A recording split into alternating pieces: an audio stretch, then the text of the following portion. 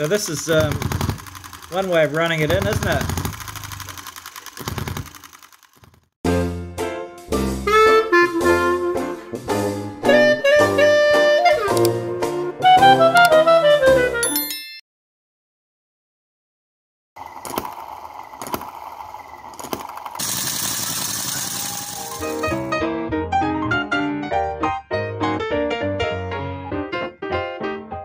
If we zoom on this engine, we can see that they have an issue with the flywheel casting here.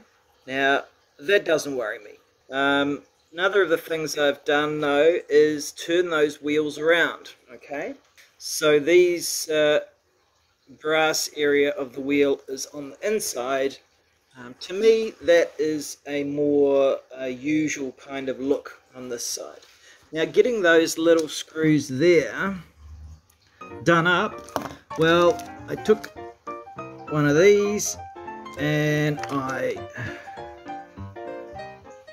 chopped the end off it, filed it so that it would work perfectly in there. Okay, so that's how I tighten those up. Bear in mind, if you're untightening these, you'll need to put a flathead screwdriver or something very carefully in between them to pop that out. Same on this side. I've turned it around.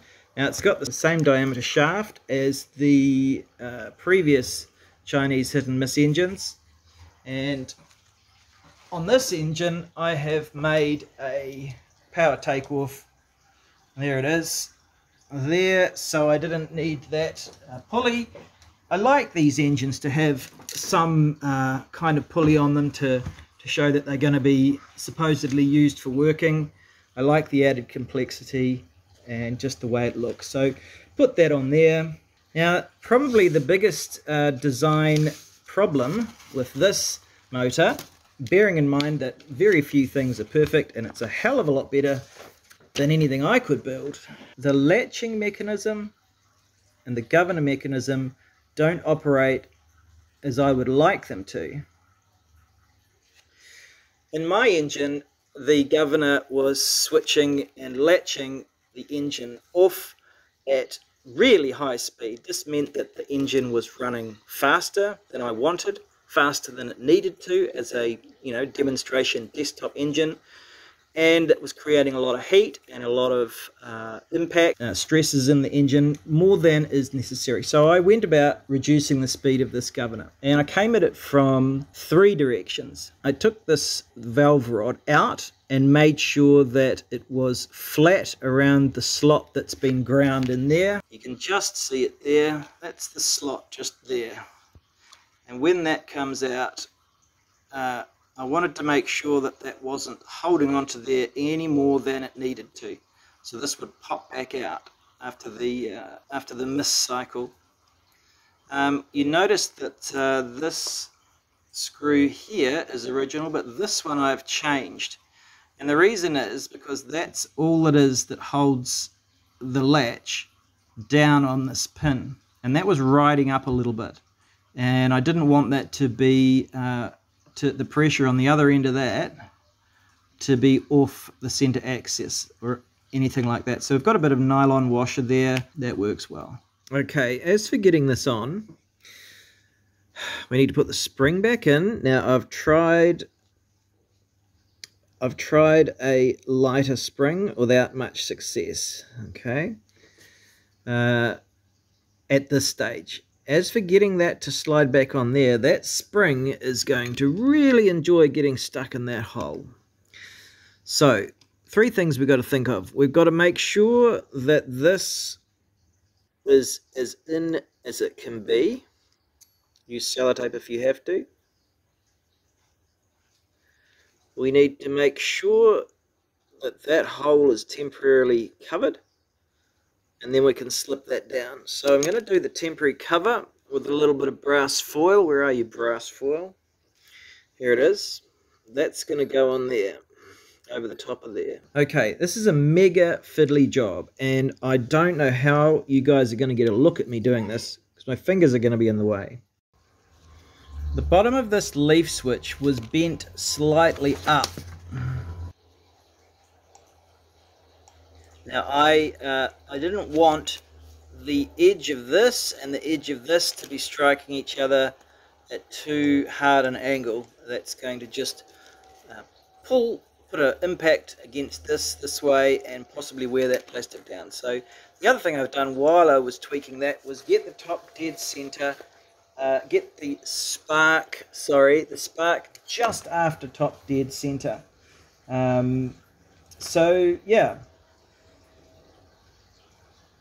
so I've bent that switch down to reduce wear and impact, reversed the flywheels, filled the weights with lead in the governor, and polished those parts really smooth. So the governor as it is not a great implementation for the many fans of hit and miss who want slower operation. So the shims, the polishing, and the lead insert weights can help with that. Okay, so on the end of this latching piece that touches the governor, I've put a couple of shims, actually broken off pieces of a razor blade. Let's see if we can see that a bit better. You can just see them there. Okay, let me get this. Okay, so under the nose of this, there are pieces of a razor blade there. Those are super glued on there.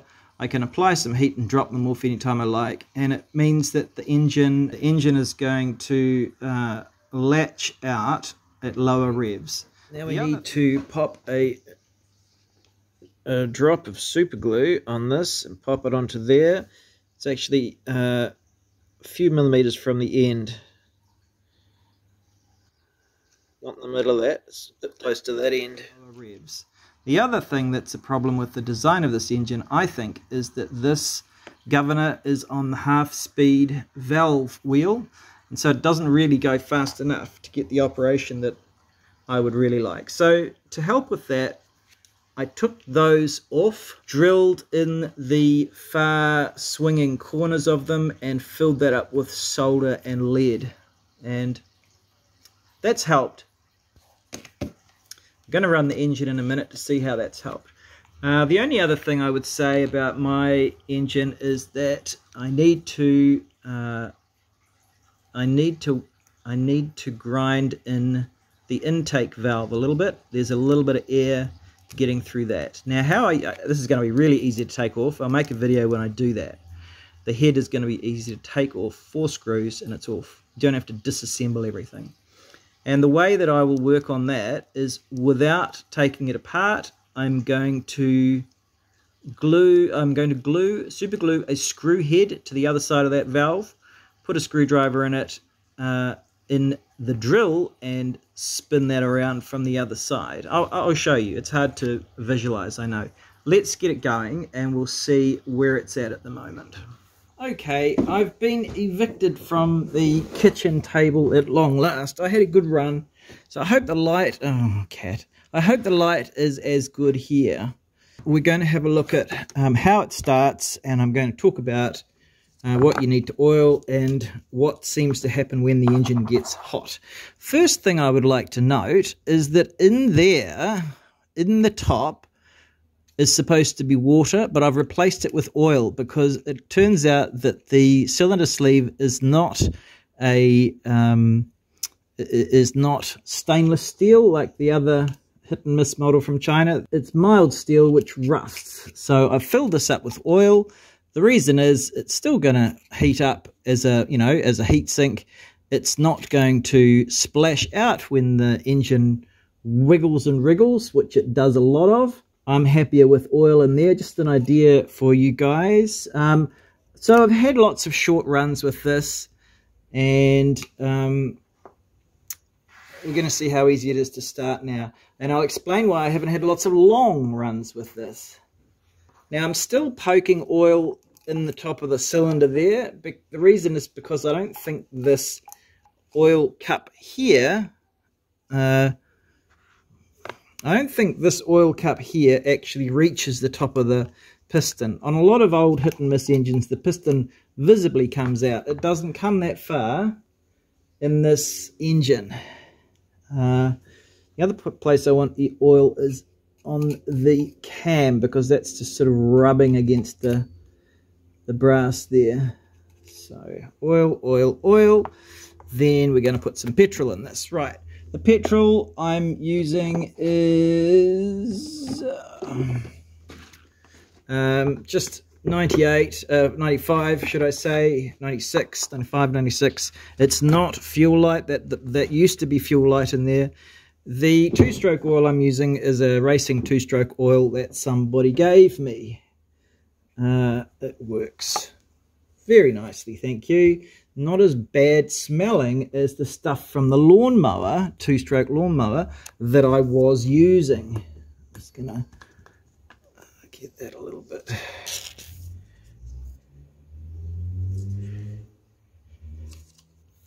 Okay, I need a little bit more oil than that.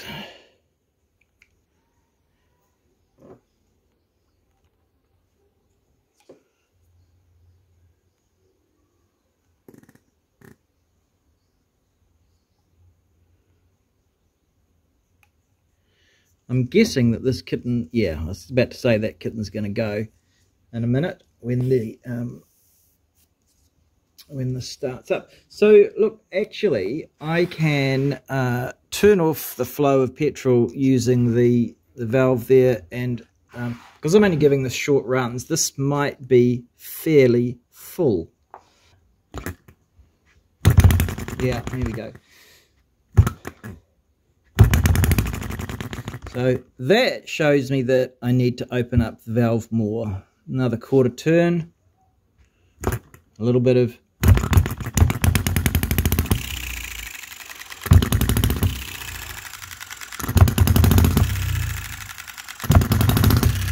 so that's actually quite nice, isn't it?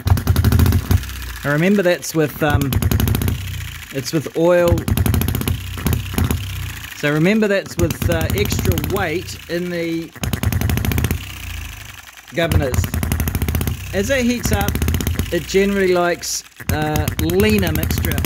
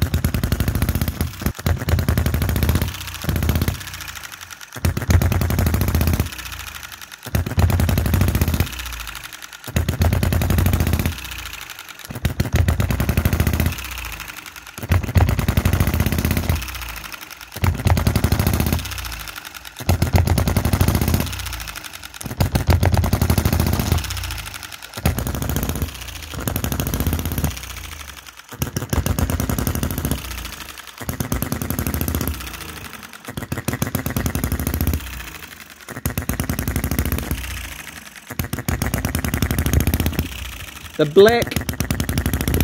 black base that this is on, that black base is the nylon spacer from an LED TV wall mount kit. It's one of the spacers.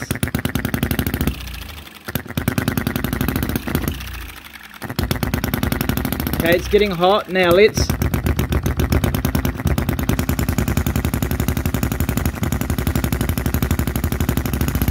okay, so the governor really works.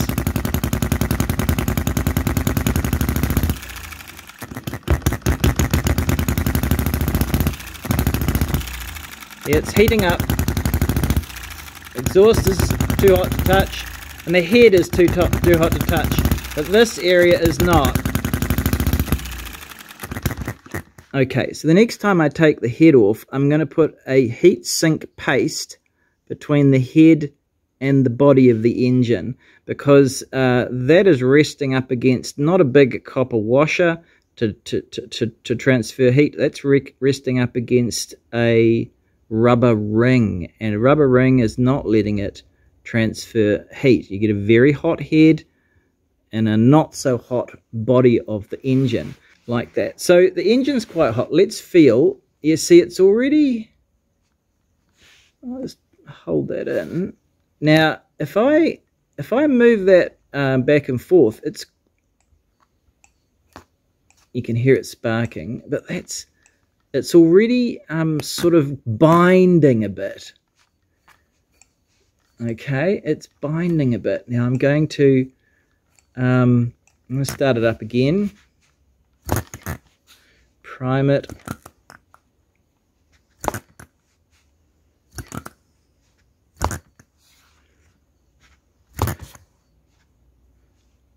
Yeah, see, doesn't like to start when it's hot, doesn't even like to run when it's hot, and that is like really bound up at that part of the stroke just there. You can't move it at all. It's not like you know, like here. So just up there, binding like you wouldn't believe. Now if you move it through that a few times, yes, it seems to work, but then you come back to that and it'll start again.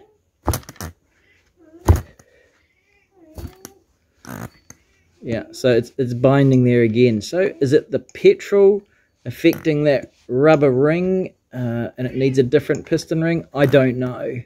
But it's really not going to run now until it's cooled down again. So I don't mind that too much. A short run is fine with me. Let's see if it's an oil issue. I'll poke some oil in there. I really don't think it is.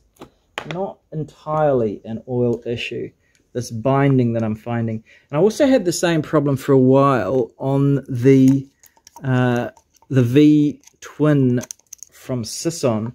That one of the pistons, I think it was just one, was binding up like this. Sending me new piston rings. Of course, they're a huge hassle to put in, so I only put them in if I really need to. But I'm just wondering what's going on with this. Let's try and move that oil in there.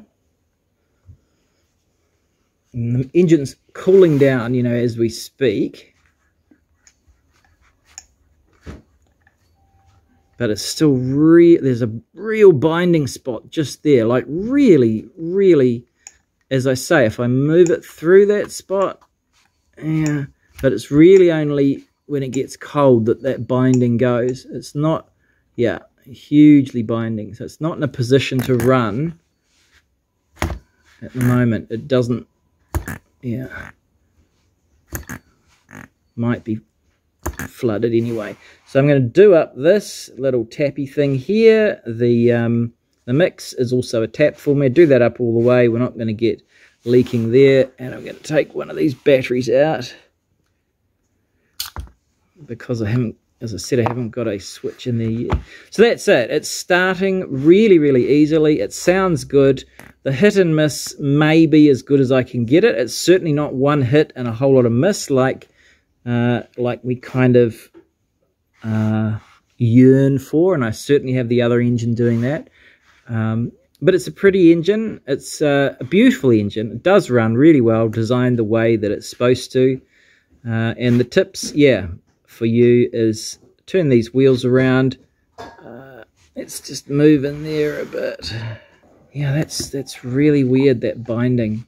If anyone could tell me what that is, and if it's something I'm doing wrong, if your engines do the binding once they warm up, maybe it's the oil I'm using or something in the petrol. You know, that would be interesting. I wonder if it is something in the petrol. I could try some fresh petrol. I think the petrol or gasoline that I'm using has a little bit of that Fuelite left in it. It's not 100% gasoline, and that might be messing with these rings that they use, the rubber rings that they use. That would be interesting. I should probably get some fresh petrol and test that out. Look, I still think this is great value for money, great fun, a good introduction, And as usual, there are little challenges that we need to learn to get them going as well as we can get them going. Yeah, that binding there is, as I say, it goes away once the engine cools down, but maybe it's not heat, maybe it's just that there's something in the petrol that's made my ring swell up.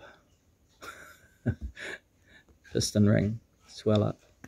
Oh, yeah. The valves are certainly good after I've worked on them. Really no problems at all with the valves anymore. News and releases. We now have the single cylinder version H73 released. Now that's been designed as a valve latching hit and miss with exactly the kind of operation us Western hit and miss fans like. Low speed, quiet operation, low heat and low speed equals less wear, fewer ignition or valve failures and a longer engine life. Very nice. I've previously commented that I feel my 1.6cc M19 SAM is just slightly too small. So I do think 2.6cc might hit the sweet spot better. Also, the grand 4-cylinder version of H76 has been released, called H75, $14.99 US, but if you take into account the 10% price discount you can usually wrangle, then the price is minus 150 bucks. $12.49, does that come to? No. Yeah, $12.49.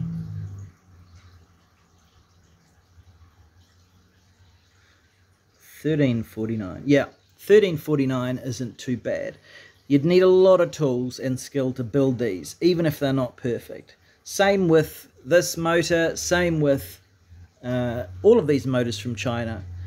You can't do the casting, machining, painting, everything perfectly yourself, you know. I mean, possibly the Japanese and Germans make nearly perfect models, but you certainly pay for all that. Used models that I've bought from auction sites have varied from okay to disastrous, sometimes terribly made and never perfect. So I know we need to point out the flaws in these engines, but I'm all for looking at the glass half full. I think that they're pretty damn good.